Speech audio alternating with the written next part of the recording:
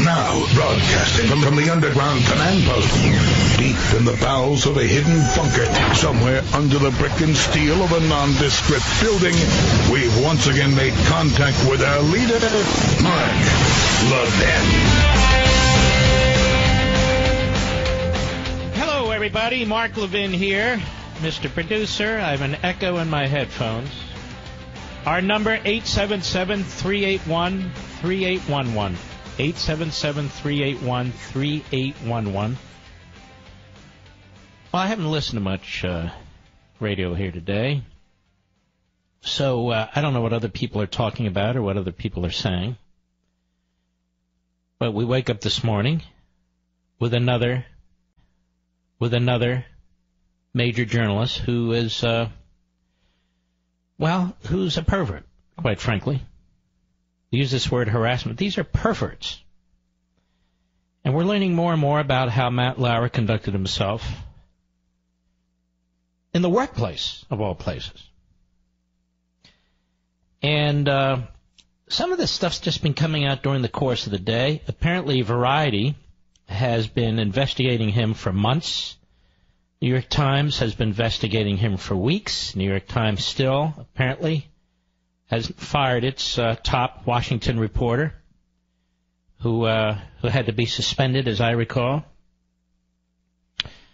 You may recall when this Hollywood scandal first broke with Weinstein and so forth, I was pointing out that there are news outlets which and news platforms where surely sexual harassment activities going on. Couldn't just be Fox. It couldn't just be Hollywood and so on. What, nothing's going on at the New York Times, I said, at the Washington Post, at CNN, ABC, NBC, MSNBC, CBS? And, of course, it is going on. How did I know it's going on? Because, for the most part, these are radical leftists who shun evangelical Christians, Orthodox Jews, people of who are serious about their faith and are and practice, as they believe. And the whole idea of social conservatives was mocked, cultural conservatives mocked. And by the way, it's mocked by people in government too, including on the Supreme Court, which seeks to nationalize these issues and take them away from the people. Now, I'm sure this sort of stuff has gone on since the beginning, not just of this country, but since the beginning. But it sure as heck seems to be much broader, more ubiquitous than before, doesn't it? It does to me. It also helps explain why the media and so many media outlets turned a blind eye toward Ted Kennedy, turned a blind eye before that toward John Kennedy or Lyndon Johnson, and in more modern times turned a blind eye toward Bill Clinton and others. That Access Hollywood tape, which came out, that video, and what Billy Bush had said and what Trump had said and so forth, it almost looks quaint compared to what we're learning with respect to these journalists. Not just bravado, not just, opinions and so forth, not just nasty stuff. We're talking about acting out nasty stuff. Acting it out. Now, we've talked about this a long time. When a country loses its virtue, the country is lost. I don't believe our country has lost its virtue. I believe our government has. I believe politicians as a class have. Journalists as a class have. Cultural entities like Hollywood as a class has. I believe they have. I really do. We've heard now since Donald Trump decided to run for president and up to modern day that he is destroying the First Amendment and freedom of the press. The press is destroying itself. The American people, when they talk about the press, despise the press. When the American people think about the press, they ridicule the press. They don't believe the press. And when you have people like Matt Lauer and Charlie Rose, and there's more, I can't think of them all, and there will be more, conducting themselves as they do, you can't trust them to report a straight story. You can't trust them to report a straight story. No wonder poor Juanita Broderick, when she came forward, or poor Paula Jones, or Kathleen Willey, and a host of others. No wonder they weren't believed. More to the point, even if they were believed. The media. Many aspects, many parts of the media were conducting themselves the same way. They were not about to go after Bill Clinton. It's a personal matter, a family matter, don't you know? Democrat Party rallied to Bill Clinton. Now you know why. I pointed out last week, maybe it was the week before, and it's been picked up by others since, that the Democrat Party can no longer claim that it represents women, women's interests, women's rights, and women equality. It simply can't make that claim anymore because of the way the Democrat Party has treated women and the way the Democrat Party has defended, either by silence or worse, some of its worst actors, at least initially. Democrat Party cannot, with a straight face, anymore claim to be the voice, the face, the party of women. The Republicans are too stupid, too damn stupid to understand this, but the rest of us do. Again, I don't believe this is exclusive to parties, but I think it occurs significantly within the Democrat Party. This is true of governance, too, ladies and gentlemen. When you are unmoored from principles, when you are unmoored from standards, when you are unmoored, in our case, from our constitutional system, you go rogue. Rules don't matter. Laws don't matter. You say one thing to one person and do one thing to another person. Now, we're going to look into this a little bit here. The Variety piece. Variety put their piece out today because Variety was doing the research on Matt Lauer and has been doing the research on Matt Lauer, as best as we can tell, for the longest period of time. And it's obvious NBC News and this guy Andrew Lack tried to get in front of this scandal, and I believe he's been enormously deceitful with the way he has positioned NBC News. Fact is, NBC News and Mr. Lack had to know, or his surrogates had to know, that Variety was conducting this months-long investigation. They had to know that the New York Times was investigating over a period of weeks. So you still can't trust the management over at NBC. So Variety said that as the co-host of NBC's Today Show, Matt Lauer once gave a colleague a sex toy as a present, and he included an explicit note about how he wanted to use it on her, which left her mortified. I'm not using any, for those of you who have young children listening, I'm not going to use the language that's in this article. On another day, he summoned a different female employee to his office and then dropped his pants and showed his, my word, genitalia. After the employee declined to do anything, visibly shaken, he reprimanded her for not engaging in a sex act. He would sometimes quiz female producers about who they'd slept with, offering to trade names. And he loved to engage in a crass quiz game with men and women in the office, blank, marry, or kill. You can figure out the blank, in which he would identify the female co-hosts that he'd most like to sleep with. Now, ladies and gentlemen, it is beyond belief to me that given the extent of Matt Lauer's conduct, that management at NBC didn't know anything. These accounts of Lauer's behavior at NBC are the result of a 2-month investigation by Variety with dozens of interviews with current and former staffers. Variety has talked to 3 women who identified themselves as victims of sexual harassment by Lauer, and their stories have been corroborated by friends or colleagues that they told at the time. They've asked for now to remain unnamed, fearing professional repercussions. Well, somebody was named on Monday and filed an extensive complaint, and Andrew Lack and the suits at NBC News decided they couldn't hold off any longer. On Wednesday, NBC, of course, announced that Lauer was fired from Today. It was a stunning move for a co-host who was widely considered the crown jewel of the network's news division with a $25 million annual salary. Imagine. He got paid almost as much as a baseball or basketball or football player. The cause of his dismissal, according to sources, was a detailed complaint from another current NBC employee about inappropriate sexual conduct from Lauer that started on a trip at the Sochi Olympics in 2014 and continued for several months. The employee met with Human Resources at NBC on Monday night.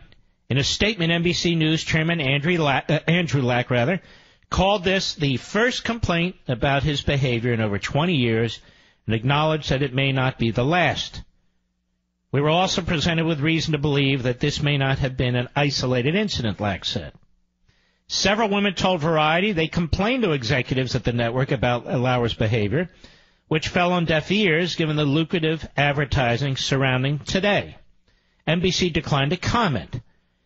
For most of Lauer's tenure at Today, the morning show was number one in the ratings, and executives were eager to keep him happy. It's not clear if NBC's paying Lauer through the end of his contract, which expires in 2018. Lauer couldn't be reached for comment.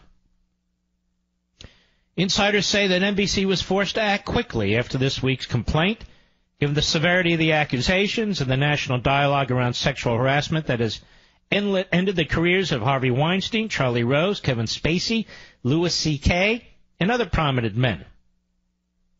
Now, against a series of questions about the future of Today, a troubling portrait has emerged of Lauer.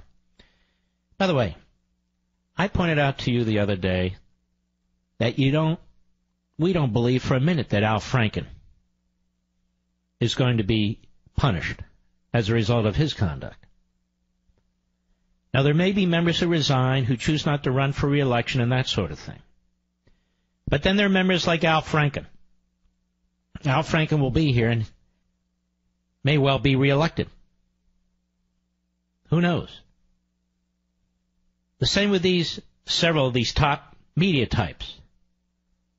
They'll go into seclusion for a period of time in the Hamptons or, who knows, Palm Beach. Go into seclusion for a period of time, and then they'll come back.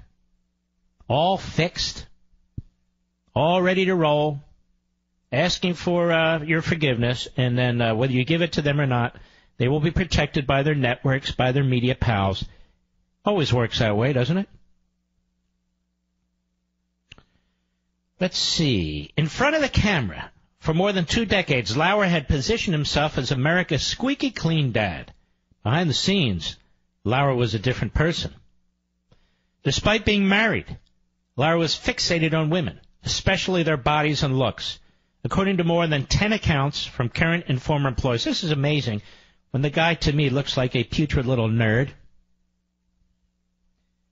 I mean, among other things, obviously. But this was his chance, you see. He had all this power and all this money and all this say-so. Now was his chance to strike back. He was known for making lewd comments verbally or over text messages. He once said or made a suggestive reference to a colleague's performance in bed and compared it to how she was able to complete her job, according to witnesses to the exchange. For Lauer, work and sex were intertwined. Much like, I would say, John Conyers, if you will, or Ted Kennedy, or Bill Clinton, or on and on and on. There are a lot of consensual relationships, but that's still a problem because of the power he held, says a former producer who knew firsthand of these encounters. He couldn't sleep around town with celebrities or on the road with random people because he's Matt Lauer, and he's married. So he'd have to do it within his stable, where he exerted power, and he knew people wouldn't ever complain. Lauer, who was paranoid about being followed by tabloid reporters, grew more emboldened as 30 Rockefeller Center as his profile rose following Katie Couric's departure from Today in 2006. His office was in a secluded space, and he had a button under his desk that allowed him to lock his door from the inside without getting up. Well, don't we all have that? Mr. Producer, don't you have that? We all have that, don't we? This afforded him the assurance of privacy. No, who put the button in? I assume NBC put it in. I wonder why. It allowed him to welcome female employees and initiate inappropriate contact while knowing nobody could walk in on him, according to 2 women who were sexually harassed by Lauer. According to sources, the sexual harassment extended to when Lauer traveled on assignment for NBC. Several employees recall how he paid intense attention to a young woman on his staff that he found attractive, focusing intently on her career ambitions, and he asked the same producer to his hotel room to deliver him a pillow, according to sources with knowledge of the interaction. Now, we will continue with Peyton Place, the Today Show and what took place there, and what a disgusting predator this man, Matt Lauer, is. Like a disgusting predator, like Charlie Rose. Like a disgusting predator, like John Conyers. Like a disgusting predator, like Bill Clinton. Like a disgusting predator, like Ted Kennedy. I'll be right back. Mark Levin.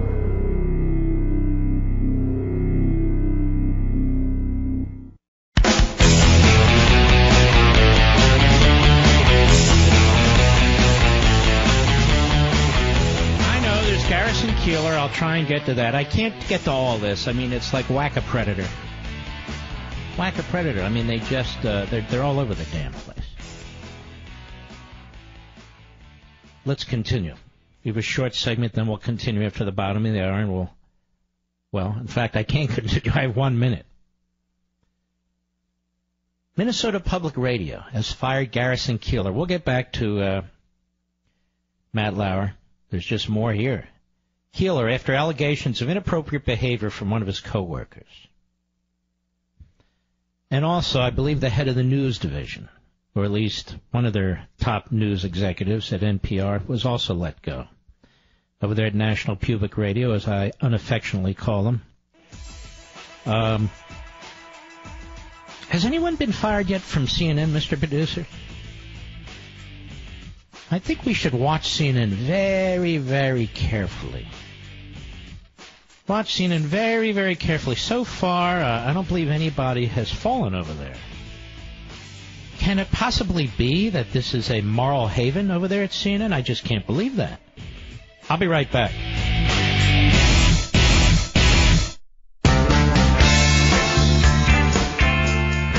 Mark Levin, a champion of freedom. You're one of the greatest champions of freedom in this country, if not in the English-speaking world, Mark. Call Mark at 877-381-3811. There's breaking news on Matt Lauer as I sit here, but we'll continue to march through this. We'll get to the breaking news. I know a lot of folks out there used to watch the Today program. A lot of you used to watch Charlie Rose. A lot of you read the New York Slimes and this guy Thrush. What was his name? Thrush, is that right? Glenn Thrush. And so forth. Anyway, Lauer had a pattern, writes Variety. According to multiple sources, independently corroborated by Variety, Lauer would invite women employed by NBC late at night to his hotel room while covering the Olympics in various cities over the years.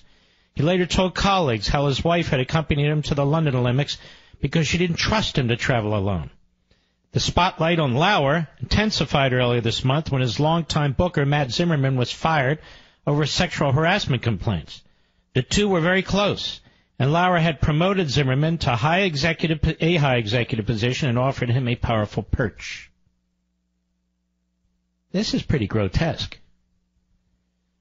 Lauer's conduct was not a secret among other employees at Today, but apparently was a secret among the executives, and I just don't believe that. At least one of the anchors would gossip about stories she had heard, spreading them among the staff. Management sucks there, says a former reporter who asked not to be identified, speaking about executives who previously worked at the show. They protected the blank out of Matt Lauer. Maybe we need a federal investigation into NBC and Hollywood and these other entities as they tried to unleash, or maybe did unleash, on Fox, which I will be joining in the end of February. Some producers told Variety they were conflicted about what to do around Lauer. They worried that their careers would be sidetracked or sidelined if they didn't return his advances. There's such shame with Matt Lauer not liking you, the former employee added. I did the special with him, and we were traveling, and I had a cold sore on my lip, and I heard him say to Brian Gumbel, she has this really ugly cold sore on her lip, like that was something to be ashamed of. He was just really cruel.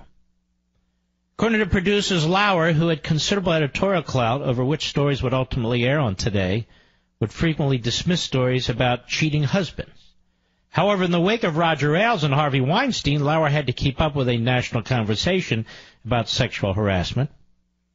It often made for awkward moments on TV for staff members who knew about Lauer's private interactions. So staff members knew, co-workers knew, colleagues, other hosts, individuals who worked on the Today Show and became executives knew, and yet nobody knew.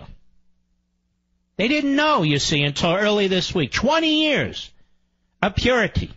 20 years of angelic behavior. 20 years as a virgin. Nobody knew. In September, Lauer asked Fox News star anchor Bill O'Reilly if he'd ever sent lewd text messages to colleagues. Think about those women and what they did, Lauer said. They came forward and filed complaints against the biggest star at the network they worked at. Think about how intimidating that must have been. Doesn't that tell you how strongly they felt about you? In fact, Mr. Producer, let us listen to that back and forth. Cut one, go. You were probably the last guy in the world that they wanted to fire because you were the guy that the ratings and the revenues were built on. You carried that network on your shoulders for a lot of years. So doesn't it seem safe to assume that the people at Fox News were given a piece of information or given some evidence that simply made it impossible for you to stay on at Fox News? That's a false assumption. There were a lot of other business things in play at that time and still today that 21st Century was involved with. And it was a business decision that they made. But there isn't any But you don't let your number one guy go unless you have information that you think makes him... That's not true. There are billions of dollars at stake in business deals, and they made a decision that they could, possibly prosper more without me. It was as simple as that. Boy, the irony. The irony of Matt Lauer asking questions at all. Well, then there's this piece that Matt Lauer allegedly sexually harassed staffer during the Olympics in 2014. Sources told Page 6 of the New York Post. An NBC insider said Lauer's alleged victim complained to HR on Monday. This happened so quickly, she didn't go to the media. She made a complaint to NBC's Human Resources. Her evidence was so compelling that Lauer was fired Tuesday night. And the victim says she has evidence that this has also happened to other women. But so far, we don't have any of the evidence, said an NBC insider, and so forth. Well, now, here's the New York Times, this breaking story. Mr. Producer, do we have the Meet the Depressed music, please? I believe that's NBC music. So just to close the circle when you're ready. This is the New York Slimes.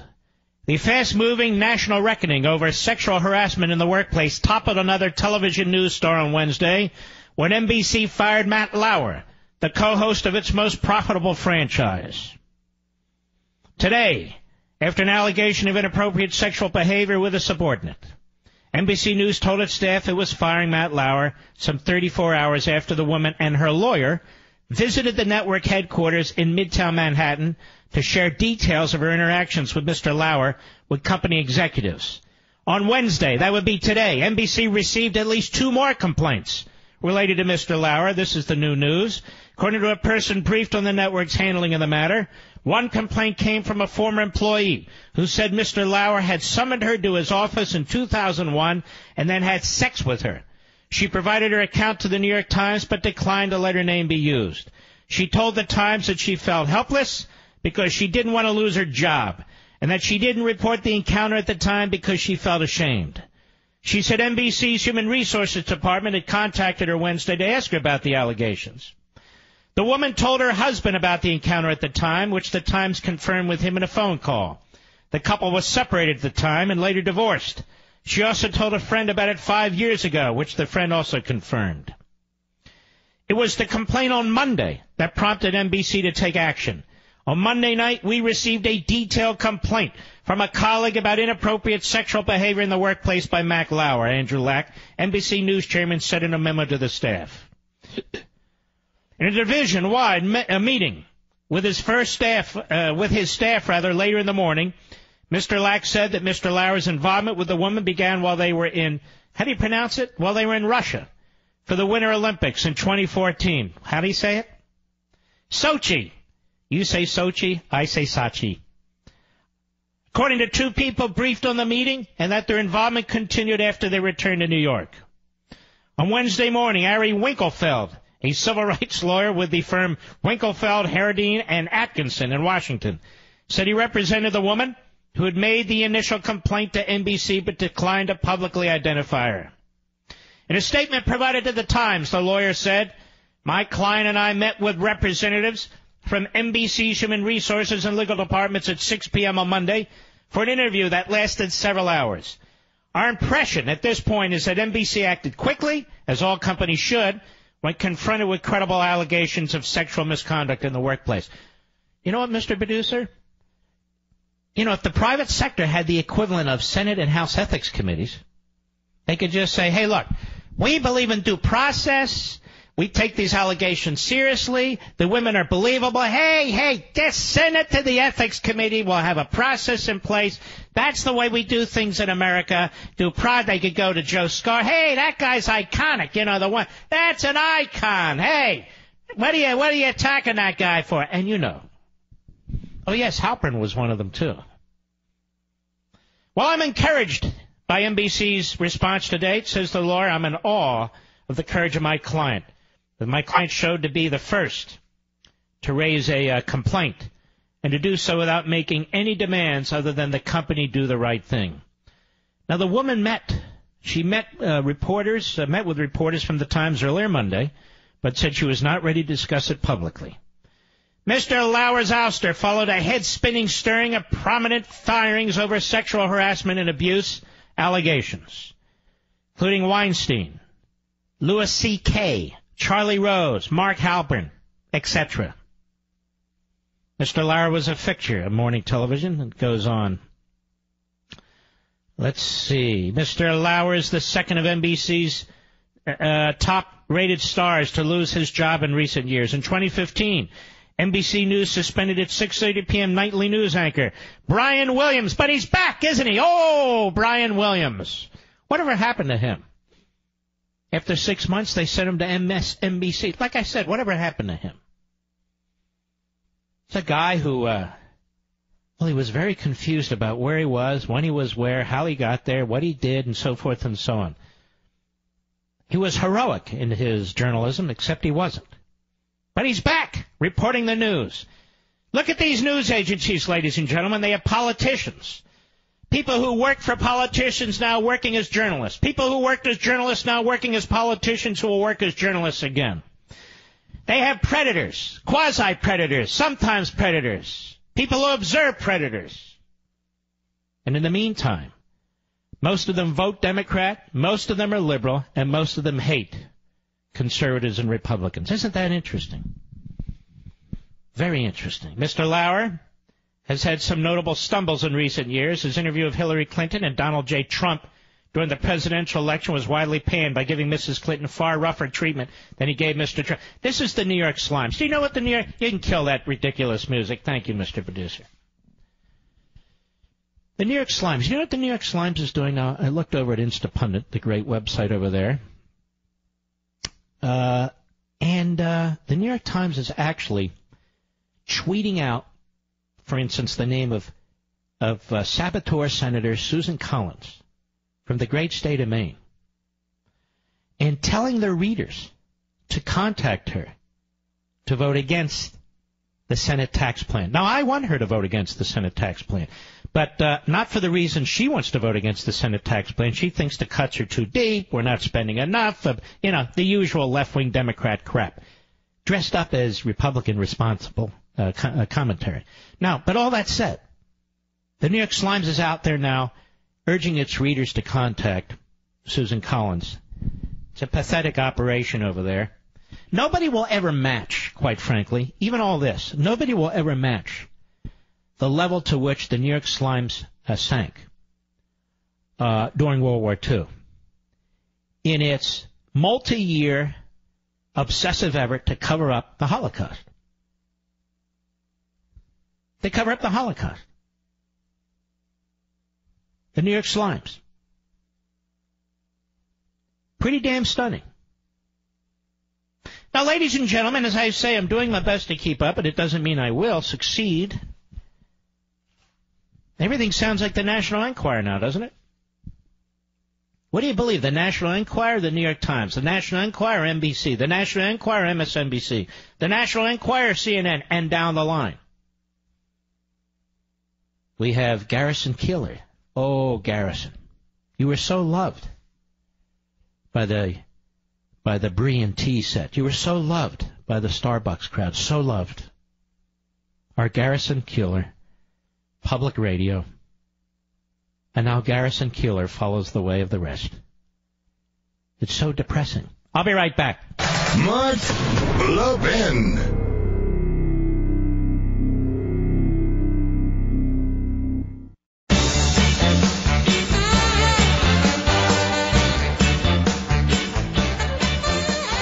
All right. I got to tell you, I'd pick my Casper mattress over every mattress I've ever had. Helps me get the best night's sleep period. And you know, I had a back procedure, 6-8 weeks ago? The L5. I don't know all the rest of the disc, but I know about that one. First, it slipped under the sciatic nerve. It slipped under the nerve, my back, which affected the sciatic nerve for sure. And, see, I sound like I know what I'm talking about. And then it ruptured. Apparently it ruptured when I was at the Reagan Library signing books and shaking hands. The Reagan Library, the greatest place in the world. Really. My brother John Highbush runs it. Great place to go during the holiday, too. Now, my Casper mattress, I'm sleeping in the hotel and this and it really does help me. I'm not kidding you. It really does help me. We have 6 of them plus another one for my dog Barney, and they sell them for those for dogs as well. Now, once you've tried your Casper, you're going to love it too. Switching to Casper is a no-brainer.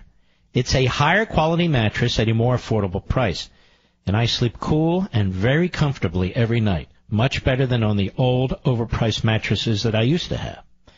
Now, Casper ships for free in a small, how-did-they-do-it size box. They'll even pick it up and refund you everything if you don't love it. Now, you know what that means? That means you have a free chance to try it for 100 days. You take your old mattress, you put it up, you lean it up against the wall, and then you try the Casper mattress.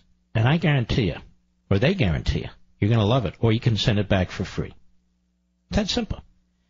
From its breakthrough design and superior quality to its packaging, it's no wonder Casper was named one of Fast Company's 50 most innovative brands of 2017. Put Casper to the test in your home for 100 nights risk-free. Go to Casper.com/Mark and use code MARK for $50 towards the purchase of your mattress. That's Casper.com/Mark, code MARK. I know it sounds confusing. It's a new way to do this. You go to Casper.com/Mark. That's the site. And then you use code MARK to get your special deal. Now, terms and conditions apply. You get the Casper mattress, then you get the MyPillow. I got my MyPillows. They are unbelievable. I got my Casper mattress. I got my MyPillow. Sleep like a baby. Sleep like a baby. I'm telling you, I know what I'm talking about. That's true. I eat my Mrs. Fields cookies before I go to bed. I set my alarm, Simply Safe. I got the whole thing going on here. You ought to check it out. Maybe I got to work myself to go to bed, so I'll go to the Hillsdale website. I'll read the latest edition of Imprimis. Man, I'm taking care of everything. for you and for me. Truth be told. All right, Garrison Keillor. The Hill. Minnesota Public Radio has fired Garrison Keillor after allegations of inappropriate behavior from one of his coworkers. NPR announced the termination of Keillor's contract in a statement today. Last month, NPR was notified of allegations which relate to Mr. Keillor's conduct while he was responsible for the publication of A Prairie Home Companion. The statement reads, this has people howling out the window right now in disgust and in fury. NPR says a special committee was appointed. See, they got it figured out. You need a special committee, like an ethics guy. We sent it to the... Look, we sent it to the ethics committee. What do you want? Was appointed to provide oversight and ongoing counseling after the allegations. The station also brought in an outside law firm to conduct an independent investigation. Based on what we currently know, there are no similar allegations involving other staff, NPR said. But over at NPR, they just had to blow out a chief news executive. Oh, NPR, all the PRs. I'll be right back.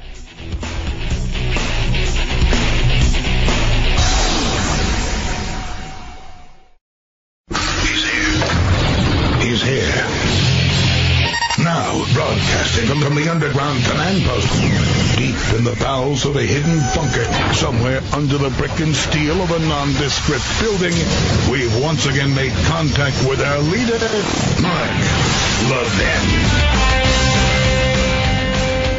Hello, everybody. Mark Levin here. Our number, 877-381-3811, 877-381-3811. I'm trying to keep track of this. There's more stuff coming in here as I'm broadcasting.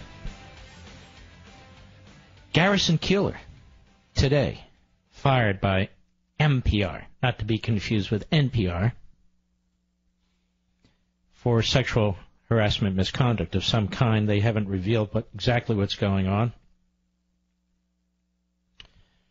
Now, the irony is, and there are many ironies here, yesterday, Garrison Keillor came to the defense of his good friend, Al Franken. Al Franken, in the Washington Compost, ran his op-ed. Now, many of you may have tried to get op-eds in the Washington Compost. I'm not one of them. And you've been turned down over and over and over again because you're no Garrison Keillor. But you should feel very thankful for that. And the title of the piece, the Washington Compost put on there, Al Franken should resign, ? That's absurd, by Garrison Keillor. And it was posted at 8:08 p.m. Eastern Time last night. And, of course, Keillor resigned less than 24 hours later. Was fired less than 24 hours later. Then it goes, my friend, Pastor B.D. Christensen, said something so good Sunday morning that I woke up and wrote it down. Something like about making peace with the mistakes of the past and learning from them. It's slippery ground in general to just past actions by present standards with a benefit of hindsight that is morally highly questionable. And immediately I thought about the Minneapolis Park Board voting to rename Lake Calhoun as Lake BDE Maka SKA because the man for whom it was named back in the early 1820s was a slavery enthusiast. So here we go. So he's defending Al Franken's predatory past by saying, hey, look, we got statues to pull down and schools to rename and everything else. So this is incredible. This is incredible. Renaming is a slippery business. I knew a Cheryl back in 1969, wrote Keillor, who became Saffron. Didn't work out. A few years later, she resumed her Cherylness. The Triborough Bridge in New York City was renamed the Robert F. Kennedy Bridge, but if you were to ask directions to that bridge, you might wind up in Pennsylvania, a state named for the common pencil. By the way, how could anybody follow this moron on NPR, or any of it? He went on. This will happen with Lake BDE Maka SKA. I don't even know what this is. The name will appear on signage, but when people look at the body of water, they will think Calhoun. The effect of this on the slave trade in Minneapolis will be slight. On the other hand, Jean-Louis Chirac did well to rename himself Jack A. Jean Louis. Would be unlikely to write on the road, but as Jacques Chirac. The road was right up his alley. In 1963, Idlewild Airport on Long Island was renamed JFK, which stuck thanks to the clumsiness of Idlewild. No large airport is idle, and airline passengers do not care to think of aviation in terms of wildness. Well, I can certainly see why the Washington Post decided to publish this act of genius. So he goes on, and what's his point? The greatest absurdity of our time is you know whom, which goes without saying, but I will anyway. What his election showed, this is Trump, of course, is that a considerable number of people, in order to demonstrate their frustration with the world as it is, are willing to drive their car with their children in the back seat over a cliff, smash the radiator, bust an axle, and walk away feeling good about themselves. No other president in modern times has been held in contempt by a preponderance of people from the moment he said, "So help me God." Actually, I think Obama's up there. And no, not because of his race, because of his Marxism, because his hatred for his own country, fundamental transformation, because of his past associations with, Reverend Wright and others in the Chicago area, as well as his hate for the state of Israel. So, anyway, let us continue. No other president in modern times has been held in contempt by a preponderance of people from the moment he said, "So help me God." The playboy blather, the smirk of privilege, the stunning contempt for factual truth. Is this about Ted Kennedy? How can the country come together when the president has nothing in common with 98% of the rest of us? Now he gets all this to get to Al Franken, which is 2 paragraphs of the op-ed. And the Washington Compost thought this was absolute genius. And then there's Senator Al Franken. He did USO tours overseas when he was in comedy biz. He did it from deep in his heart out of patriotism. And the show he did was broad comedy of a sort that goes back to the Middle Ages. What, molesting a woman? Shakespeare used those jokes now and then, and so did Bob Hope and Joey Heatherton when they entertained the troops. If you thought that Al stood outdoors at bases in Iraq and Afghanistan and told stories about small-town life in the Midwest, you were wrong. On the flight home, in a spirit of low comedy, Al ogled Miss Tweeden and pretended to grab her, and a picture was taken. Finding a way with the facts. 11 years later, a talk show host in L.A., she goes public, and there's talk of resignation. This is pure absurdity. And the atrocity it leads to is a code of public deadliness. No kidding. Franken should change his name to Newman and put the USO debacle behind him, and then we'll change frankincense to Febreze. All right, he goes on in his moronic, incoherent ramblings. So that's his defense of Al Franken. Yesterday. Today he's out for the same, at least, general allegations, similar enough. He's out. And I'll give you the mindset of this Garrison Keillor, who has been on public radio for I don't know how long, receiving, I guess, public subsidies. As a host on the Minnesota Public Radio, April 1994, Hat Tip C-SPAN. Here's one of the things that Garrison Keillor had to say. Cut 3, go. When scandal breaks and we get to see the humanity of the great and the powerful revealed, naked and dumb in front of us, there's always a cry for new rules, or at least some new awareness that will prevent this from ever happening again. We should be careful, though, not to make the world so fine and good that you and I can't enjoy living in it. A world in which there is no sexual harassment at all is a world in which there will not be any flirtation. Now, I don't mind flirtation. I mean, with me now I do. I'm married. But as a general rule, what's wrong with flirtation? But you see, there's something wrong with having a button under your desk that locks a door when a young staffer is in your office because you don't want them to escape, and you drop your pants and you show them your genitalia. That's not flirtation. Or when you're grabbing a woman's breast when she's asleep on an airplane, and you're a married man and she wants nothing to do with you. That's not flirtation. Or when you're walking around in your underwear as an 88-year-old congressman insisting that staffers come into your office. That's not flirtation. That's not flirtation. Or when you're accused of rape, as in the case of Bill Clinton.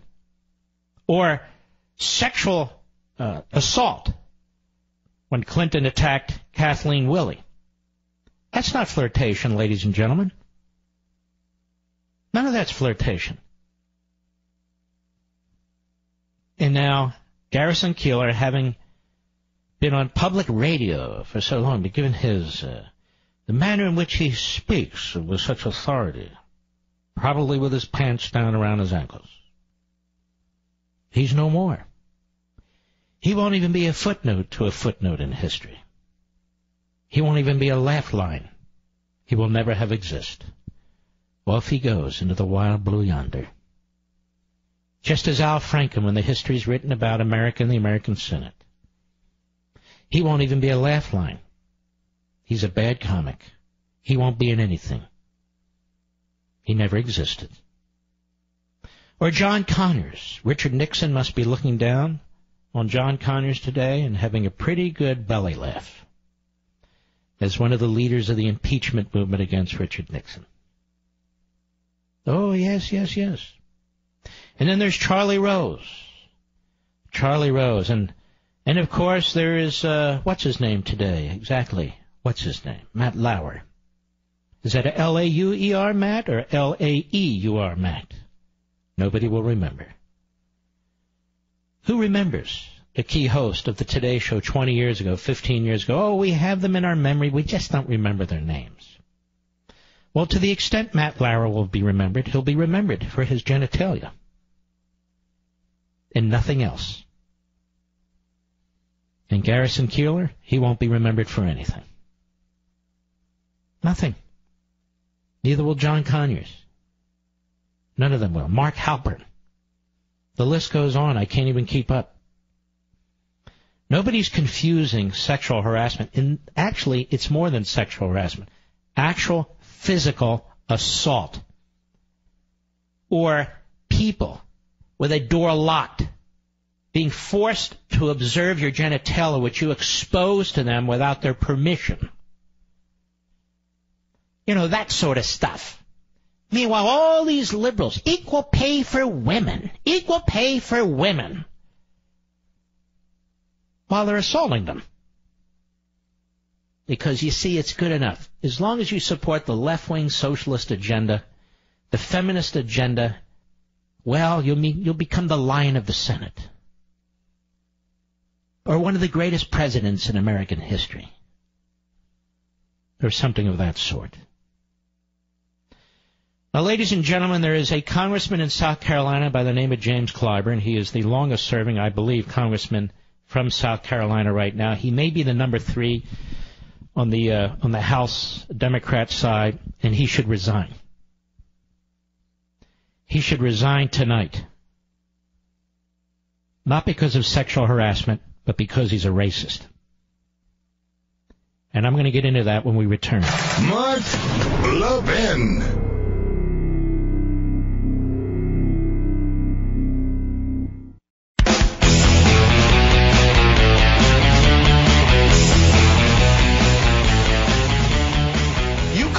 The Today Show with Matt Lauer for 15 years. What is Matt's most annoying habit? He pinches me on the ass a lot. Wow! Keep bending over like that. It's a nice gift. What was that last one, Rich? Keep bending over like that. It's a nice gift. Oh, what was he talking about? Off camera, Meredith Vieira is bending over, and he says, keep what? Keep bending over like that. It's a nice view. Keep bending over like that. It's a nice view. That Matt Lauer. Who knew that this underweight, putrid little nerd geek was such a molester and predator. Apparently nobody at NBC News and the executive department, everybody knew about Matt. This guy has a button under his desk to lock the door. You got people who worked on his staff. They become executives, say nothing. You got co-hosts, say nothing. You got interns. Nobody says anything. They're worried about their careers. Let me tell you something. If somebody's molesting you, don't worry about your career. Go to the authorities. My wife knows that. My daughter knows that. Some pig puts their hand on you without your permission or conducts themselves in a way like this without your permission. That's unacceptable. It's simply, and by the way, if a woman does it to a guy, it's unacceptable. We're not talking about flirting. Do not allow the predators and their surrogates, do not allow the left and the media, all the same actually, do not allow them to change the language. Do not allow them to create diversions. We're not talking about flirtation. We're talking about well beyond flirtation. When you're dropping your pants, you're walking around in your underwear, you're grabbing somebody's breast. By the way, all without their permission. All without their permission. Yes, and in many states you do that, it's a crime. Now, back to James Clyburn. Back to James Clyburn. Up there on the Drudge Report, he linked to this story. I never would have seen it. The the South Carolina statewide newspaper. James Clyburn is the number 3 Democrat. Of course, my damn computer freezes when I need to read the damn article. Well, maybe we won't get back to James Clyburn, or we'll get back to him in a little bit. Hold on now. Everybody, sing to yourself. You believe this? I can't. Hold on a second now, folks. Here we go. I want to get to this. While I'm hot about it. All right, here we go. James Clyburn. In a video posted on Twitter, the 77-year-old Clyburn is walking to an elevator with Congressional Black Caucus Chairman Cedric Richmond, Democrat, Louisiana. When asked, other men in other industries have faced similar accusations. We have this? Let's play it. Cut 4. Go. Other men in other industries have faced similar accusations and gotten out of the way, resigned, stepped down far faster than he has. Right? You would have to give me some examples. Harvey Weinstein, Charlie Rose, Matt Lauer. I don't think they... Who elected that? Right. I don't think they stepped down. So it's different because he's elected. Who elected them? You don't understand. We're elected. We answer to a different law. Our own law. But it was more than that. There was more than that. Writer for the New York Times Magazine and National Geographic tweeted that Clyburn invoked the name of Susan Smith, South Carolina's infamous child murder, in his defense of Conyers. And you're thinking, what the hell does that have to do with anything? Quote, James Clyburn compared Conyers' accusers to the child murderer Susan Smith, his accusers, who initially claimed a black man had abducted her kids. Clyburn says, these are all white women who've made these charges against Conyers. Robert Draper tweeted. When asked if that comment was true, Draper said he verified it through 2 sources, adding Clyburn has used the Susan Smith parallel more than once to members and staffers. 2 things. You're comparing the accusers, the women, of being like Susan Smith, who murdered her children. You don't have to believe the women, but you're comparing them to a woman who murdered her children? He should resign just for that. And then number 2, why is he making that comparison? Well, because she initially claimed that a black man abducted her kids. And you see, the women accusing Conyers are all white. This man is a racist. and he should resign, and he should resign now. He should resign now. He's the number 3 man on the House Democrat side. He is a disgrace. I'll be right back.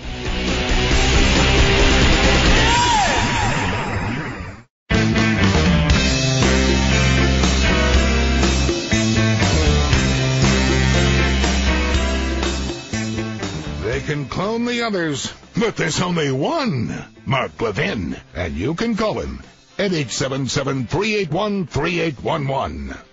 You know, the former NBC News boss is now the current CNN News boss, Jeff Zucker. So I would ask the morons over there at CNN, top of the list would be, well, several of them actually, Don Lemon. Also, there's Brian Stetler, the fat little doughboy. There's also Wolf Blitzer, who you have to poke him to get him to talk. It's like, what's today? But anyway, I would ask them if they're going to do an investigation, being investigative reporters who like to comment on all sorts of people, of their boss, Jeff Zucker, and his role as an NBC News boss. It's very interesting. Andrew Lack is saying that current management was unaware of the situation involving Lauer all these decades. That's current management. Well, what did prior management know? What did Jeff Zucker know, and when did he know it? They've been all excited over there over Bill O'Reilly and others and so forth. That's okay, fine, I understand. But the question is, has Jeff Zucker brought the same tolerance, if you will, that existed at NBC News to CNN? I have no idea if there are any perverts or sexual harassers or whatever over there at CNN. Some of them look rather suspicious to me. I don't know. I have no idea whatsoever. But so far, it is the only news organization, or one of the only news organizations, that has gone untouched. MSNBC had their boy Mark Halpern. Very, very close to the morning schmo and Mrs. Schmo. They knew nothing. Right under their nose. They knew nothing. They saw nothing. They went to... Anyway, the guy used to work at ABC and Bloomberg. Then there's Charlie Rose over there at CBS, although no more. Another one with the robe and the pants down and look at me and so forth and so on. No, that's not flirting. That's grotesque. Now he's gone. Over at the New York Times, they have Glenn Thrash, or whatever the hell his name is. Thrash, potato. But anyway, there he is. They don't know whether to fire him, but they're doing reports on Matt Lauer. And then there are others. But nobody at CNN. Interesting. Very, very interesting. Even though Jeff Zucker, the former top dog at NBC News, is now running CNN. And now a spokesperson for Jeff Zucker says there were no complaints about Lauer under his reign, about Matt Lauer under his reign. I didn't ask if there were complaints. Was he aware that Matt Lauer was a sexual predator? I mean, people gossip. After a while, if some jerk has a button under his desk in his office for the purpose of locking the door from the inside so he can, threaten or coerce or whatever young women, what the hell do they think's going on with the button? And locking it from the indoor, from the inside? Nobody knows anything? Now we know people knew things. Like I said, people now coming out, it's an open secret. Weinstein, it's an open secret. Charlie Rose, it's an open secret. Now we got Matt Lauer, he pinched my butt, open secret. Jeff Zucker, I know nothing. Andrew Lack, I know nothing. Truth is, management should be fired too. And I'll tell you why. For knowing nothing. For knowing nothing. Look, I'm not a square, I'm not prissy, I'm not at those things and so forth. I understand flirtation and non-flirtation. I also understand marriage and fidelity and family. I understand all these things. You need to conduct yourself like a professional. When you're the top dog, you need to conduct yourself as a professional. I'm not going to dump on Bill O'Reilly now. He's been dumped on plenty, and he's deserved a lot of it. I never got along with that guy. Never liked him. That's the truth. I didn't know about this other stuff. Allegedly. Allegedly. I don't know any of these other people either. I've never met them, to the best of my knowledge. But I'm just analyzing what's going on here. Getting a good night's sleep is easier said than done, especially if you hear a noise downstairs. Now, what do you do in a situation like that? You can turn on all the lights and keep watch. You can sleep with one eye open all night. Or you can rest easy, knowing that your home and family are protected with Simply Safe.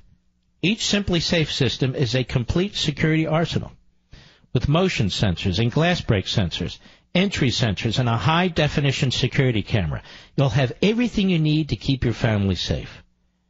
Order Simply Safe online. It just takes minutes. Have it on your doorstep this week. Set it up in under an hour. No hard wiring. Just open the box, plug it in, and you'll be protected with professional home security. With Simply Safe, there's no contracts, no hidden fees, and 24/7 professional monitoring. It's just $14.99 a month.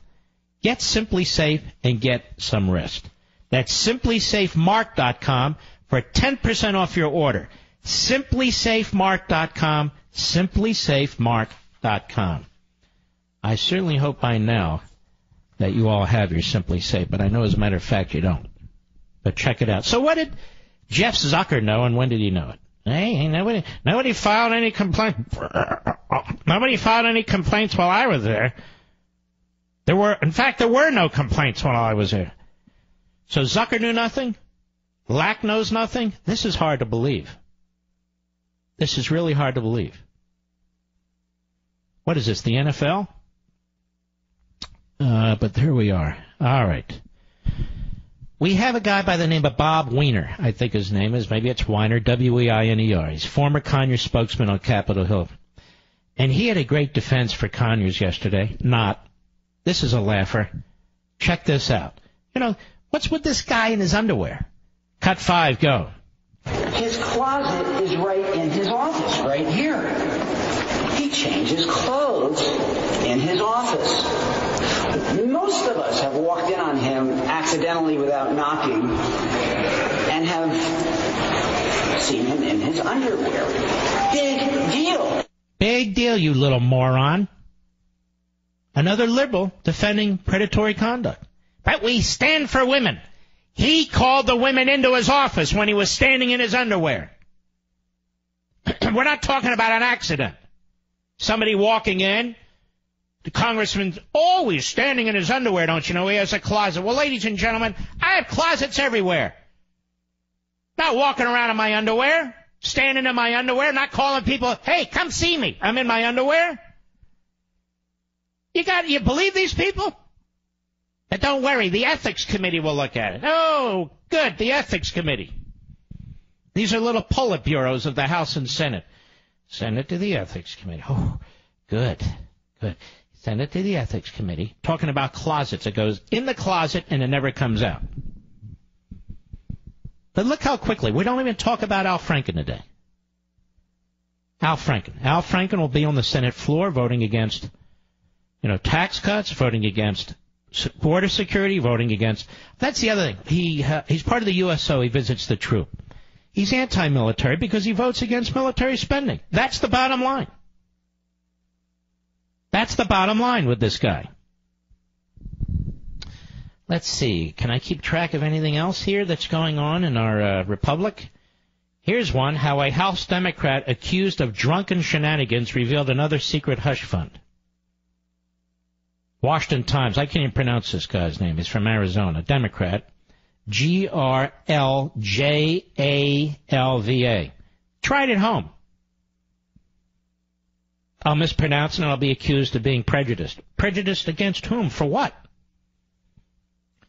Quietly arranged, he did, a severance package in 2015 for one of his top staffers who threatened a lawsuit claiming the Arizona Democrat was frequently drunk and created a hostile work environment revealing yet another way the lawmakers can use taxpayer dollars to hide their misbehavior on Capitol. Do you think I enjoy doing a show like this? I really enjoyed last night's show. Do you think I enjoy doing a show like... I can't stand doing a show like this. To see what's happening to our republic, to see what's happened to our culture. Oh, look at the First Amendment. Freedom of the press is being destroyed by Donald Trump. No, you morons, it's being destroyed by you in the press. You're despised by the American people because the American people, not all, but enough, are smart. They know what you are. You are leftists dressed up as journalists. You're partisans dressed up as, well, when you're dressed, as journalists. You're in and out of politics. And when you're out of politics, you're involved in politics. You put your finger on the scale when there's elections. We know who you are and what you are. Here's another one. Ready for this one? Congressman slept with and then sued allegedly drug-addicted staffer. Now we have another guy, Al Green. I used to like Al Green. I mean, the singer Al Green. This is a congressman who I despise. Every other hour, Trump should be impeached, Trump should be impeached, Trump should be impeached. Now this guy apparently slept with, reportedly, and then sued allegedly drug-addled staffer. He tried to get in front of the scandal. Texas Democrat representative, this is the Daily Caller, Al Green, had sex with a staffer who he said was a drug addict, and then sued her when she threatened to go public with claims that she suffered a hostile work environment, saying he will not be extorted or blackmailed. Now, that takes chutzpah.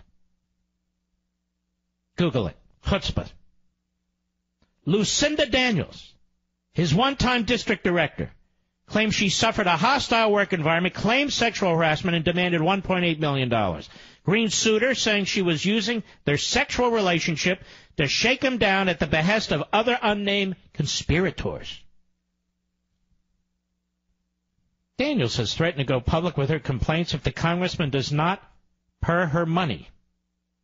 I'm just reading as it's written. Green has done nothing wrong and refuses to pay hush money just for political expediency. Green will not be extorted or blackmailed. So, in other words, Conyers would be extorted and blackmailed, and that's why he paid off somebody or a number of people. Am I getting this right?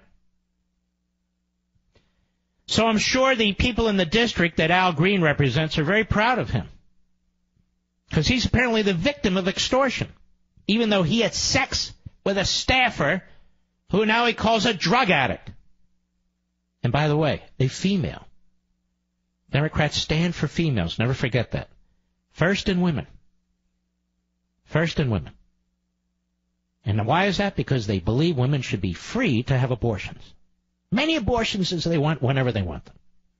And women should be free to have the pill. Let's be blunt, the pill. Should have the pill for free. Why?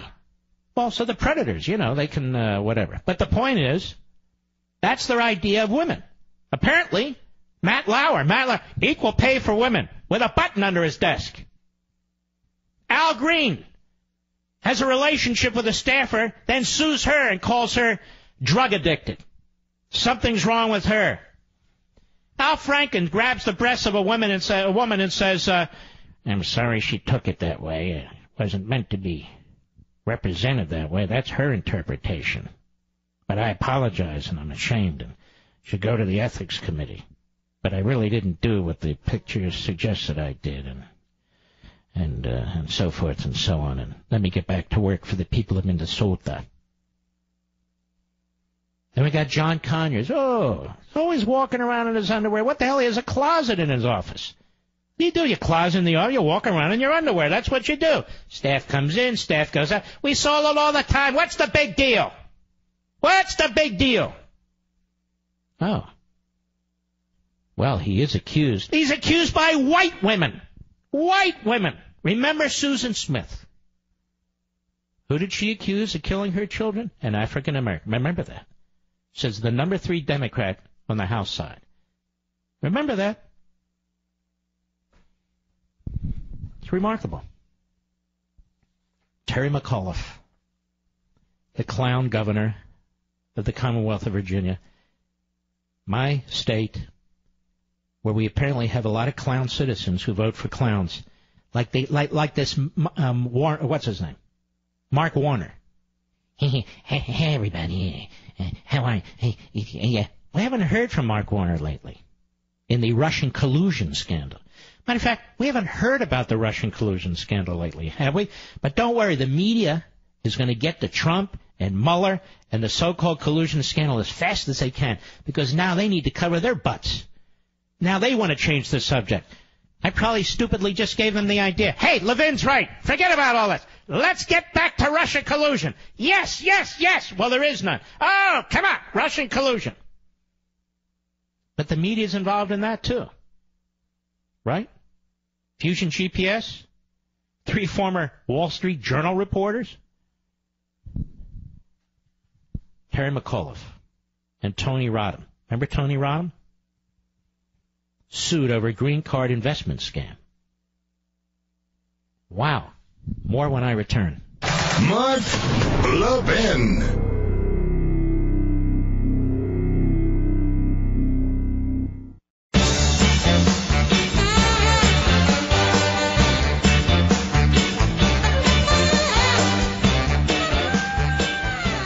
Turns out, ladies and gentlemen, I've been on the show, 2 hours? That at the top of the show, CNN had to fire a producer. CNN producer fired over claims of inappropriate behavior quickly. CNN announced that it had fired a senior producer of its Sunday talk show, State of the Union, over allegations of inappropriate behavior. Washington Post media reporter Paul Farry tweeted that 3 women had complained about Teddy Davis, but did not provide specifics of the complaints.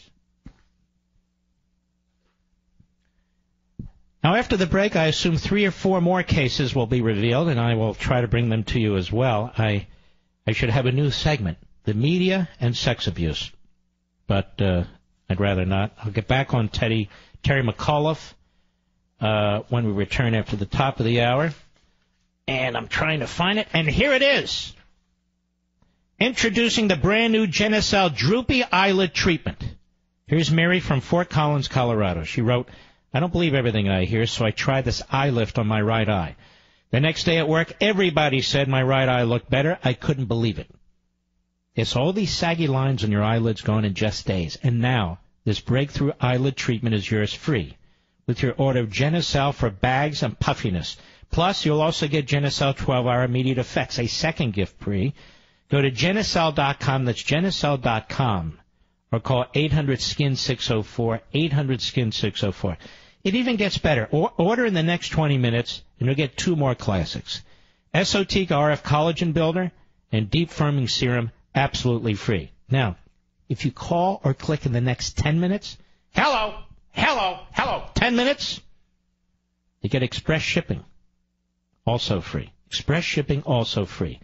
That's 5 free gifts. Order now to get this new Genucel offer and your free gifts while supplies last. I hope my buddy Teddy's listening. Teddy in Virginia, you damn well better be listening. Now's your chance. I visited him for dinner, and he asked me for free Genucel. So I say, Teddy, I got 5 free gifts for you right here. Call 800-SKIN-604, 800-SKIN-604. Or go to Genucel.com, that's Genucel.com. Well, ladies and gentlemen, we're going to have a break for a few minutes. I hope you'll come back in hour 3. I'm sure we'll have updates about all kinds of sexomania in our media elite, our political elite, our Hollywood elite. Well, all the rest of us are at work doing our thing. Apparently, people are having buttons put under their desks to lock their doors. Hey, that's flirting. No, that's actually more than flirting. I'll be right back.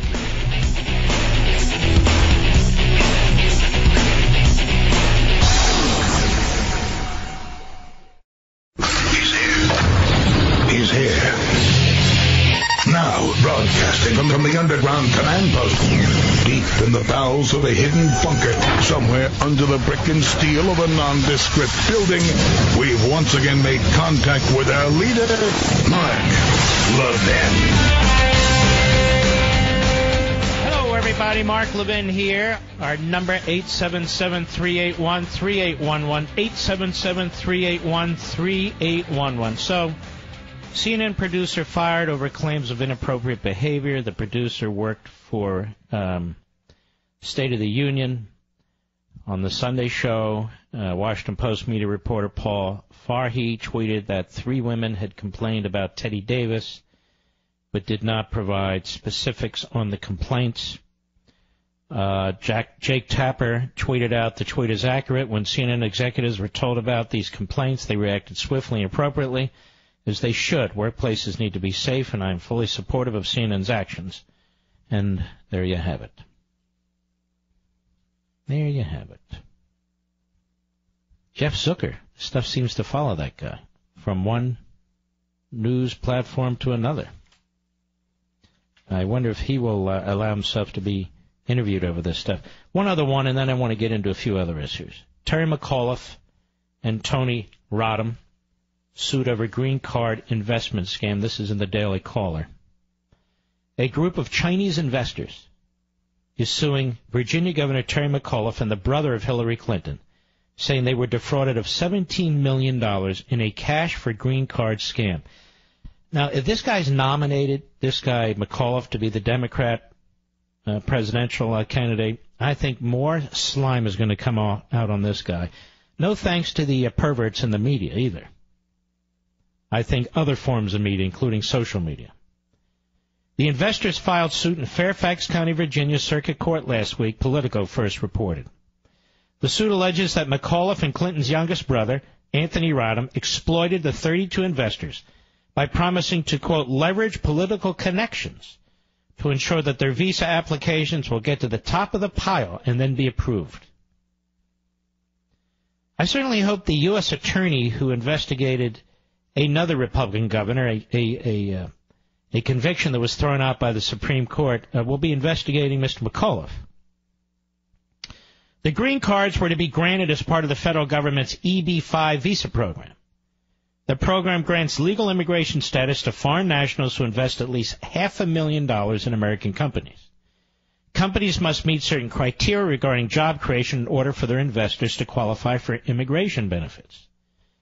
The 32 Chinese investors say they paid $560,000 apiece in 2012 and 2013 to invest in Green Tech, an electric car company controlled by McAuliffe and Rodham. McAuliffe was once the largest investor in Green Tech. He left as chairman of the company in 2014 after being elected Virginia's governor. Oh, we're so lucky. The investors say that not only were they misled about Green Tech's prospects, their immigration status is now in jeopardy because of the company's legal and financial problems. Defendants' conspiracy has caused plaintiffs to be without an investment to serve as the basis of their immigration application, likely resulting in the loss of any immigration status they currently have, the suit reads. Now, this could be an issue. The lawsuit lays out a laundry list of fraud allegations against McAuliffe and Rodham. The suit claims that the pair misrepresented the number of jobs that Green Tech would generate, while also flatly claiming that the car company had been selected as a Defense Department contractor. McAuliffe and Rodham also made false claims about Green Tech's financial situation, including overstating the amount of collateral the company had for its outstanding loans, according to the complaint. Sounds like Jane Sanders with respect to the college that once existed in Vermont, but no more. Let's see. They painted a false picture of the state of the company, including instructing employees to pretend to be working while investors toured the plant, the suit alleges. McAuliffe and Rodham also lied about the sales and expected sales of the company during the investment pitches. These are the claims. McAuliffe and Rodham also failed to disclose the existence of government investigations into Green Tech. The company came under investigations by the SEC. A 2015 report released by the Department of Homeland Security's Inspector General also showed that McAuliffe and Rodham, and it goes on and on and on. I really hope you watch Levin TV tonight, by the way. I dig into Elizabeth Warren in this Pocahontas comment because the media wants to attack Trump. The sexual deviant media wants to focus on Trump and his Pocahontas reference, which was actually hilarious. And it was not racist. As opposed to Elizabeth Warren, who lied about being part Cherokee And to me, that is racist. That is to pretend that you're someone you're not in order to use an ethnic group or any other group the way that Elizabeth Warren did. What do you call that? And she's a liberal, Mark. She's a good person. She means well.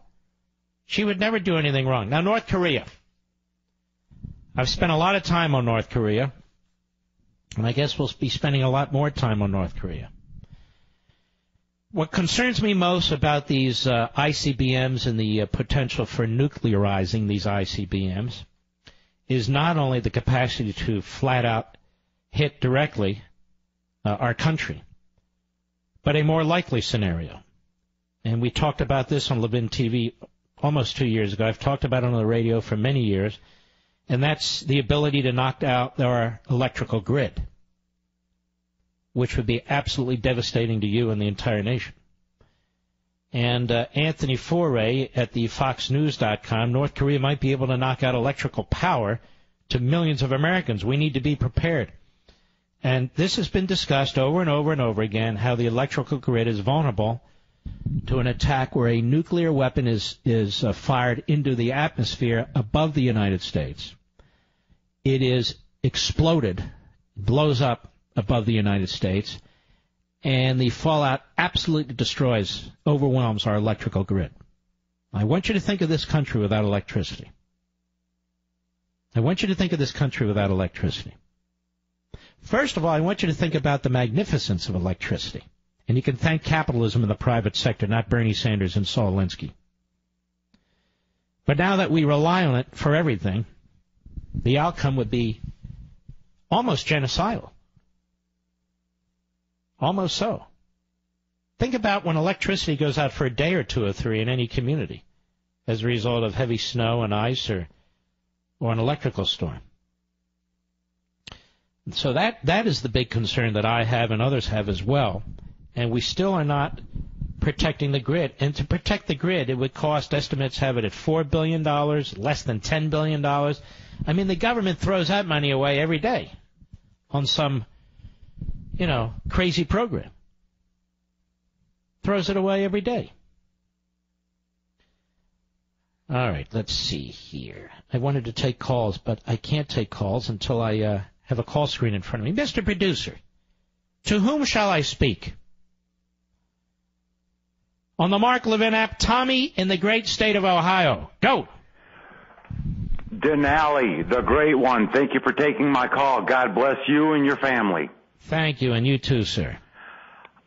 I want to say that along the lines of these sexual, all this sexual predation going on, if that's even a word. It is a word. Okay. Oh, it is?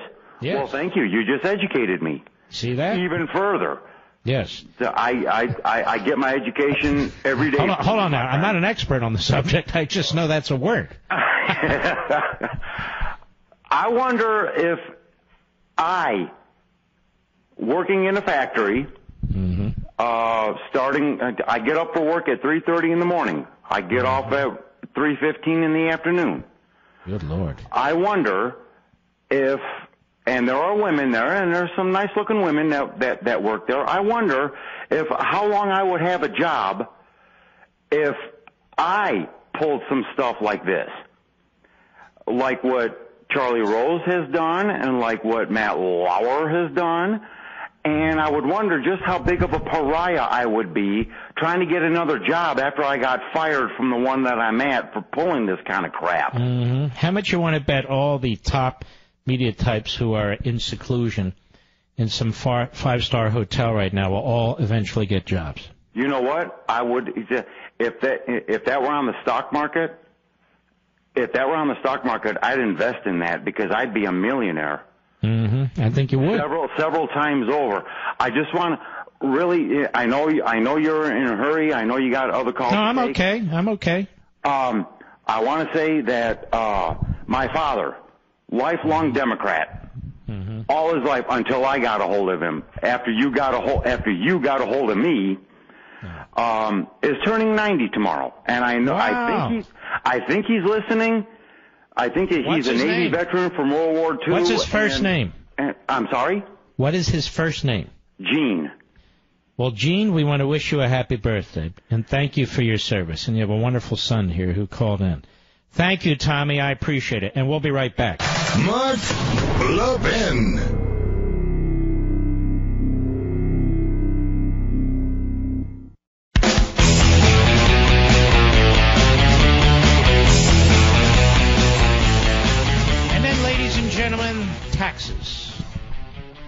Taxes. Well, I want to congratulate the large corporations in our country. They're going to get a tax break, and they need a tax break. Because taxes are so high, federal income taxes on corporations, that it is very difficult to compete internationally. I mean, federal corporate income taxes should not be 35%. You know what they are in Russia? You know, by the way, you know what taxes are for individuals in Russia? 13% flat tax. You have a former communist regime, now a fascist regime, that has a 13% tax across the board. Here, we're going to have 12% at the low end, and wow, we pat ourselves on the back. But don't worry. We control the House, we control the Senate, we control the presidency, all the elected entities of the federal government. And what are we going to do? We're going to increase a new upper income tax bracket. And the President of the United States is in Missouri, in the Show Me State, going on and on about how this tax cut is bigger than Reagan's. Reagan, in 82 and 86, slashed the 70% upper rate to 28%. 28%! And he made no apologies for it. No class warfare. No propaganda. None of it. None of it.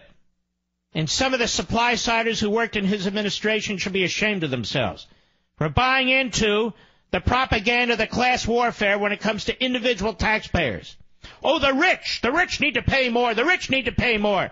All that Bernie Sanders, Saul Alinsky, Marx crap. Now, if you're rich and you incorporate, and somehow you become a major corporation or attached to it, then you deserve a cut. It's irrational. Here's the other thing you need to understand. And a friend of mine, as I said the other day, who's an ambassador, pointed this out to me. On the federal income taxes, 9% is paid by corporations. 9% of the total. 9% of the total, which means the overwhelming majority of federal income taxes that come into the federal government as revenue are paid by individuals. Individuals. Now, if you own a home and you live in a blue state, you own a red state, and you pay taxes this way, and you look funny that way, and all these things on the table, cutting your interest deductions or capping them on your mortgage, cutting your property tax deductions if you have a property tax bill from the state, some want to cap it, some want to eliminate it, cutting your state income tax deduction, again, depending on your state. We have a handful of states and a small handful of states that don't have income taxes. The vast majority do, including red states. Oh, the red states. But states don't pay federal income taxes. You do. Stop listening to this crap from these Republicans about, well, you know, let the blue states pay more. We're subsidizing them. They're not subsidizing anybody. When you fill out your federal income tax form, or somebody does it for you, you're signing under penalty of perjury. It has nothing to do with the state. Red, blue, or indifferent. Our goal is to protect individualism, private property rights, promote capitalism, competition, wealth creation, opportunity, job creation. How come it's okay on the corporate side, which I'm for, but when it comes to the individual side, we're Bernie Sanders? And they're already being attacked, tax cuts for the rich. There are no tax cuts for the rich. Unless you croak with $12 million. Well, look at that, a tax cut for the dead guy. Well, this juggernaut, it's on his way. And you know what really annoys me? I'm opposed to this. I hope it's killed, which means it will hurt the Republicans politically. But that's not my fault. That's not your fault when they do stupid things. And, of course, where's John McCain? John McCain. Every day John McCain has some lousy thing to say about Donald Trump. Have you noted that? Notice that every single day. He didn't do it to Obama. He doesn't do it to Schumer. Doesn't do it to Pelosi. But Trump, every day, a saboteur. And same with Susan Collins. She's really a liberal Democrat, dressed up as a Republican, although the Republicans are dressed up as Democrats. So what are they fighting over in the Senate and the House when it comes to taxes? A fraud. A fraud. The Democrats are lying. They did this on Obamacare, too. Oh, the Republicans want to repeal Obamacare. No, they don't. No, they don't. They don't want to repeal Obamacare. And the Democrats screaming that. And the Republicans screaming, we're going to repeal Obamacare. No, they're not. They're not repealing Obamacare. All of you with insurance, are they repealing Obamacare? No. Many of you now are having to run around and try and find insurance that covers various prescription drugs and procedures and so forth and so on. So they argue about phony issues. And, of course, the sexual deviant media is out there, giving them cover. And same thing with the tax cut. This isn't tax cuts for the rich. They're tax increases at the higher rate. There's tax increases for many, many in the so-called middle class. I'll give you a perfect example. Let's say there's a farming family. Let's say they live in Iowa. And they're growing corn. And growing it for the right reason, not ethanol. To, eat. And this family inherited their farm, maybe their third or fourth generation. Fourth generation. It's a husband and a wife, so you got parents, you got maybe 4 or 5 kids. And they live very modestly. And they pay federal income taxes as individuals. But they don't set up anything fancy as individuals. But those property taxes, that property tax on that farm is through the roof. Even with all the state benefits, it's still through the roof. And they're relying on the deduction of those property taxes to make ends meet. Well, guess what? They're going to get clobbered. Absolutely clobbered. But wait a minute. They live in a state that went for Trump. They live in a state. Hey, Ryan, McConnell, they live in a state that went for Trump. Doesn't matter. They're going to get clobbered. There's a lot of very bad stuff in these proposals, ladies and gentlemen. I'll be right back.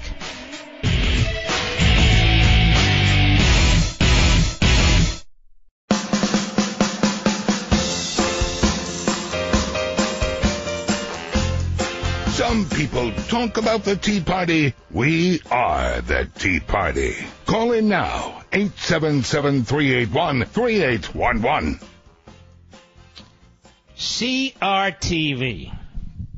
If you haven't finished shopping for that perfect gift for your friends and family, we've got the perfect gift idea for you over at CRTV.com. And I'm not kidding. Your family and friends are going to love CRTV. Through Christmas, we've created some limited edition holiday mugs featuring your favorite show hosts on CRTV. Me. It's your chance to get my mug on your mug. We wanted to say a special thank you to those who are signing up to support what we're doing on CRTV because we couldn't do it without you. There's never been a better time to get CRTV. And if you've already joined, you can gift a CRTV subscription to your friends and family. Everybody could use a little bit more of the truth, right? Conservative principles, a little less from the liberal media, and I might say the sexually perverted media at this point. So give us a call right now. We're there now. The government might be shut down, but we're not. 844-LEVIN-TV, 844-LEVIN-TV. Mention promo code HOLIDAY. That's promo code HOLIDAY to get your free Levin TV mug or choose from any of your other favorite CRTV show hosts. Again, that's 844-LEVIN-TV, 844-LEVIN-TV, or visit LevinTV.com. We spent a lot of time on this mug, just so you know. It's not easy to put my photograph on a mug.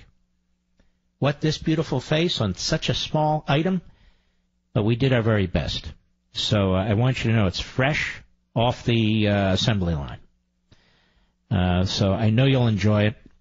As a matter of fact, you should give it to a liberal. You go ahead and you get a CRTV subscription for your loved one or loved ones, and then give the mug to a liberal. Oh, they'll probably break it. Forget about the liberal. Anyway, I think you're going to really like it. CRTV.com or call 844-LEVIN-TV and use the special code HOLIDAY and get your mug. My mug on your mug. All right. Let us continue. Let's see. Clark in Dayton, Maryland, the great WMAL. Go. How you doing there, Mark? Doing great. Thank you.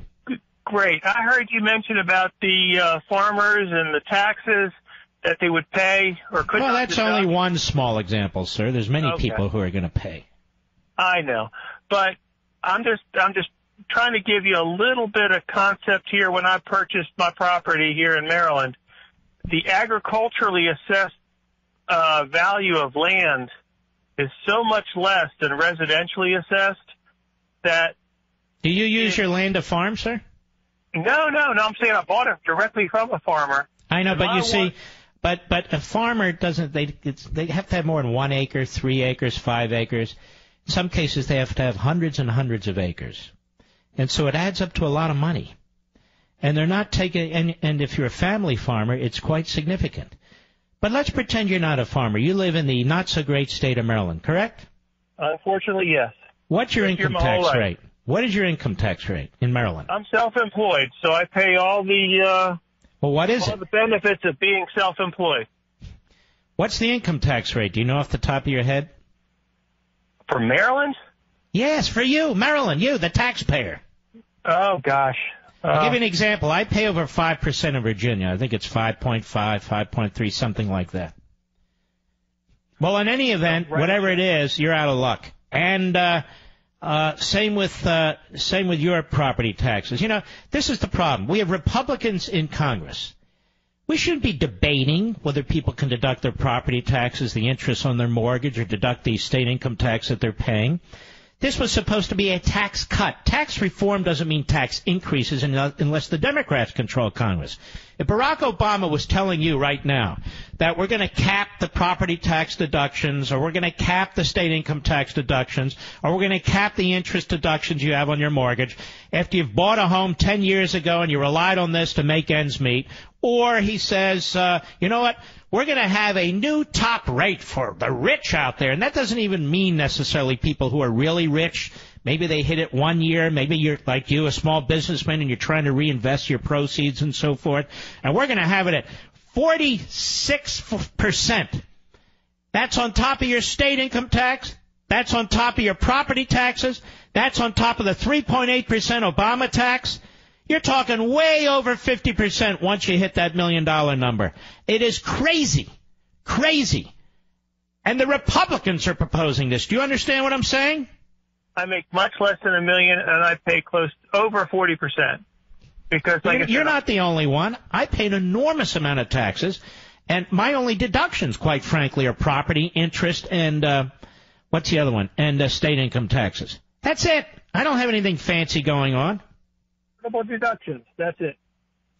Yeah, well, you're rich, so you're going to have to live with it now, thanks to the Republicans. Oh, I love it. I love it. All right, Clark. God bless you, buddy. There is a thing called a car. You get in the car and get the hell out of there. Just my advice. No, it's not so easy, Mike. I know. I should get out of Virginia now. Keep electing Democrats who keep raising taxes and all the rest of it. Let's continue, shall we? Ralph. West Palm Beach, Florida, the great WJNO. And I might say, you have a great host who I was listening to this morning, Brian Mudd, who's also the program director of WJNO and carries my show there, which we're very grateful for. But he is terrific, and he's a longtime friend of mine, too. All the folks here at WJNO are great. Go ahead, Ralph. Okay, one, I've heard about you from the first time I read Men in Black, so I've known you for a while. Thank you, sir. No, my pleasure. I just wanted to say, and what I did was, it's talk about the rich, it's talk about the middle class. There's a group below that that's really going to, as I see it, get screwed in this tax bill. For example, my widowed mother her income's about $35,000 between Social Security and a small pension. As I understand it, the standard deduction is $12,000 for a single person. And then the next level up is like, what? Well, the difference between $12,000 and $30,000, there's no other deductions for her to claim. She has to pay rent from all that stuff, food, gas, and whatever. So she's going to get hit with the bill for the difference between $12,000 and $35,000 at 12%. Well, I honestly don't know in that specific situation, but I do know this. Like your mother, there's going to be a lot of people who are hit, and they're going to be hearing Republicans talk about the rich are going to pay more, but most people are going to pay less, and they're going to be stunned. They're going to be stunned that the Republicans have raised their taxes under this phony argument that they're cutting their taxes. And this is my point. These supply-siders better get their heads screwed on tight because they're screwing us on the individual income tax side, and we pay the vast majority of federal income taxes in this country, not the corporations. I am not opposed to corporations having their taxes reduced. In fact, I strongly supported it before Donald Trump did. That said, I also support a simple, across-the-board rate reduction for all of we, the people, the individual. A simple, across-the-board rate reduction for all the rest of us. Don't mess around with all the offsets. These aren't loopholes. They're not loopholes. Now everything's a loophole if you get a deduction. All right, Ralph, I appreciate your call. I really do. Let's see here. I'm trying to get people who disagree with me. Unfortunately, there aren't many. Let us go to Ruth, Bloomington, Illinois, the great WRPW. Go. Hi, Mark. I was thinking about when you're talking about Garrison Keillor that this is another reason for the taxpayer to not support NPR if this is the type of person that they're going to be putting on the radio. Well, look, they have a lot of people who don't sexually harass people. We know that, too. But there really is no reason for public broadcasting of any kind. You can get a cable package with 1,000 stations. You can get a satellite package with hundreds and hundreds of stations. You've got more competition, more channels, more platforms than ever before. Ever before. I mean, even subscription platforms like CRTV. There is no reason for public TV. There is no reason for public radio. You have AM radio, you have FM radio, you have satellite radio, all of which are excellent. You also have digital radio. You can have direct streaming, you can have downloading on your iPads and so forth and so on. As each year goes by, the justification for public TV and public radio continues to disappear. And yet, because they're entrenched, because they've been funded, you cannot eliminate it. You're not allowed to eliminate things. And yes, guys like Garrison Keillor become extremely, extremely wealthy. There's a whole crony thing going on there with public TV. There are others who've become enormously wealthy as a result of programs they've had on public TV. But in any event, Ruth, thank you for your call. You're right on. Right on. Tony, Devon, Pennsylvania. I actually know where that is. On the Mark Levin app. Go. Hey, Mark. You're the best, and it's an honor to speak with you. Thank you, sir. Appreciate it. I agree with you on the tax cut, but I would like your take on this aspect of it, that we know corporations do not pay taxes. They pass them on through the price of their goods and services. Right. So in a competitive free market environment, theoretically, the tax cuts should flow through, at least in part, to consumers. And then the lower prices hopefully will increase demand, which will But consumers need money in order to consume, right? If the consumer can pay $4 for a product instead of $5, the consumer's benefiting. But that's not the way it works. If the consumer is struggling to pay their taxes, their property taxes and their state income taxes, and on top of that, they then have to pay additional federal income taxes, there are many products that they might buy that they're not going to buy, period, whatever the price is, because they're busy dealing with sustenance, or they're trying to send their kid to college or something like that. So it has a deleterious effect on the economy. So it's important to drive down prices, but you have to drive up incomes. But even if you, but I'm saying that if a if somebody pays less for milk and eggs because corporations... All right, let me put in plain math, okay? Let's say I earn $50,000 a year, and as a result of all this, I get, I used to net $50,000 a year, but instead I net $45,000 a year. And you're saying, but that's okay, because the next time I go to the restaurant and eggs aren't $3.99, they're $3.89 or $3.79, that will help me. Well, it may help me, but I'm not going to go to the restaurant because I've just lost 10%, 8%, 4% of the income I need for my family. I'm not going to the restaurant. I'm not buying the eggs. That's why I said initially I agree with you on the tax cut. I just want to point out the benefits that should flow through from the corporate tax cut. And that's not necessarily true either. If I'm a corporation, I may not lower my prices. I may take the additional money to do something we've needed to do a long time, modernize our plant, invest in R&D, expand our plant, hire more employees. So I'm not necessarily going to pass to the consumer a lower price on a product. It's not necessarily going to happen. I may take that money and put it toward, if I'm a pharmaceutical company as an example, the investment towards some other kind of drugs. Right, but that's all got to be stimulated. All right, thanks for your call. Appreciate it. I don't know what else to say. I'll be right back. Mark Levin.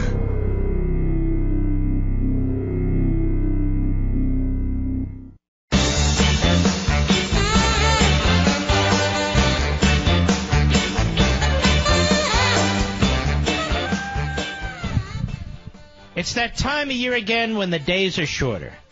Don't waste your precious daylight sifting through a sea of search results when looking for the right business software. Get home on time tonight with Capterra.com. Capterra.com. Whether you're a startup looking to keep better track of customers, a nonprofit hoping to have a record fundraising year, or a business that simply needs better payroll software, you need software, and Capterra's got you covered. Search Capterra's 400 categories of software. Discover the right tool for your business, anything from email marketing to scheduling to accounting and well beyond. Capterra makes it easy to find what you're looking for. Capterra has thousands of ratings and reviews from actual software users just like you, so you know what the best software is. Now, best of all, Capterra is about you. How do I know that? It's absolutely free. Hello? It's absolutely free. 2018 will be here before you know it. So make sure you've got the software your business needs today to help you do what you do best. Join the millions who use Capterra. That's Capterra, C-A-P-T-E-R-R-A, Capterra, CAPTERRA.com/Levin. And you know how to spell that, L-E-V-I-N. That's Capterra.com/Levin. Check it out. I know you're going to love it, too. Man, we have the best services and products on this show, and I know because I have to vet every one of them. Every one. I talk to the inventors. I talk to the entrepreneurs. I talk to their people. This is true. I have, if not meetings in person, meetings over the phone. I just don't take scripts and start reading them to you. And I review the scripts to make sure they're accurate, to make sure we're getting across what we want to get across. I want to make sure these services and products are helpful to you. I turn down a lot of them. So if somebody's advertising on this program, they get the Mark Levin seal of approval. They truly do. Well, Mr. Call Screener, let us go right away, if you will, to Marilyn, not Maryland, but Marilyn, who wishes to defend NPR. Go right ahead. Absolutely. I do not agree with the lady or you about not needing NPR TV. Well, that's PBS and NPR. Unique programs that I have never heard on TV. I don't care what stations I've had. Well, do you have cable TV? Yeah, I had direct TV. I've had cable TV. I've had all kinds of TV. Well, what is it that's on NPR that you lust for? I love Frontline. What's that? Frontline. Well, Frontline's not on radio. Let's get our broadcast format straight. Frontline's on TV, and Frontline is left-wing. And you've got plenty of cable channels and satellite channels that might Might not, but might run Frontline. And just because you like it, ma'am, doesn't mean I have to pay for it. You like going to the movies? Well, I mean, now... Yes or no? Do you like going to the movies? Yes, I go to the movies. Well, I don't want to pay for that either. Well, I don't Do you know like what going to you're trying Disneyland? say. Nobody makes anybody pay for Hello? anything. Do you like going to Disneyland? No, not necessarily. Well, do your children or grandchildren? Do they like going to Disneyland? They would like to go, yeah. Well, I don't want to pay for that either. Okay. We have over $200 trillion in unfunded liabilities, and you like Frontline, so I got to pay for Frontline. Frontline did a smear on conservative talk radio, in specific me. Now, where do I go to get my money back? Trust me, I pay more in tax dollars than you ever could. And that's not to embarrass you. It's just true. I'm one of the filthy rich. You can't embarrass me. All right, well. I don't understand why you're taking it personally, and I'm just trying to say. I take it personally. I don't think we should be subsidizing government broadcasting. Well, they've been cutting back on NPR subsidizing for years. Good. They ought to get rid of it. Well, I don't think they have to get rid of it. If their fabulous hosts are so great, then some company will want to hire them. No doubt about it. People contribute to it all the time. Yeah, but I contribute to it because my taxes are confiscated. In other words, ma'am, your contributions pay a small percentage of NPR and PBS broadcasting. Many years ago, I'm educating you. Many years ago, when they wanted to drop Sesame Street, I said I'd buy it. They weren't selling. Now they've sold it. Oh, yes, there's plenty. And you know why I'd buy it? Because you make a lot of money off Sesame Street. All right, ma'am, thanks for your call. Ladies and gentlemen, we salute our armed forces, police officers, firefighters, and emergency personnel, and you, the American people who work, who pay taxes, and are sick and tired of the same people I am. See you tomorrow. Check out Levin TV. It's really good tonight. God bless.